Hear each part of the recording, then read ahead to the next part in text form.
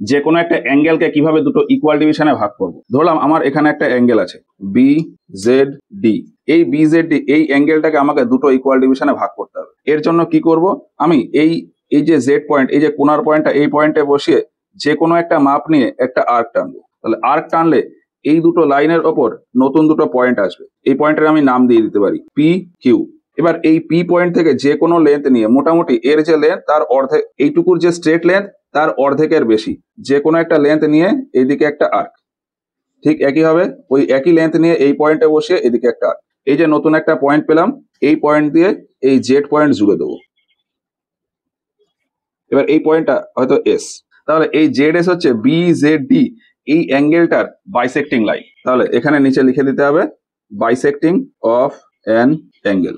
এবার যদি অ্যাঙ্গেলের মান আমাকে স্পেসিফাই করে দেয়, ধরলাম আমার একটা অ্যাঙ্গেল আছে 40 ডিগ্রি, সেটাকে আমাকে দুই ভাগে ভাগ করতে হবে। তাহলে তার জন্য কি করব, একটা লাইন টানলাম, এখান থেকে আমি অ্যাঙ্গেল টানবো। তাহলে 40 ডিগ্রি আমি এইখানে চাঁদা বসাবো, চাঁদার চাঁদার এই পয়েন্টটা এখানে বসাবো, আর এই লাইনটা এই লাইনের সাথে ম্যাচ করিয়ে দেবো।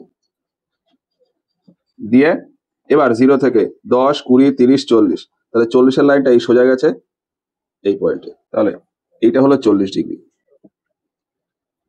এবার এটা যদি আমি নাম দিয়ে দিই QRC। এবার ঠিক সেম প্রসেস, প্রথমে যে কোনো একটা লেন্থ নিয়ে আমি একটা আর্ক টানবো। এই আর্ক টানলে নতুন দুটো পয়েন্ট পাবো। এই পয়েন্ট দুটোর নাম দিয়ে দেবো, ধরলাম LM। এম পয়েন্ট থেকে এই LM এর স্ট্রেট লাইন এর মোটামুটি অর্ধেকের বেশি যে কোনো একটা লেন্থ নিয়ে এখানে একটা আর্ক। ঠিক ওই একই লেন্থ নিয়ে L পয়েন্টে বসিয়ে আর একটা আর্ক। তাহলে নতুন একটা পয়েন্ট পাবো। এই পয়েন্টটা এখানে জুড়ে দেবো আর এর সাথে। এবার এই পয়েন্টটার আমি যদি নাম দিয়ে দিই S, তাহলে RS এইটা এই QRC এই 40 ডিগ্রি অ্যাঙ্গেলের বাইসেক্টিং লাইন। এবার বোঝানোর সুবিধার জন্য এখানে আমি 40 ডিগ্রি একটা অ্যাঙ্গেল ড্র করে দেবো,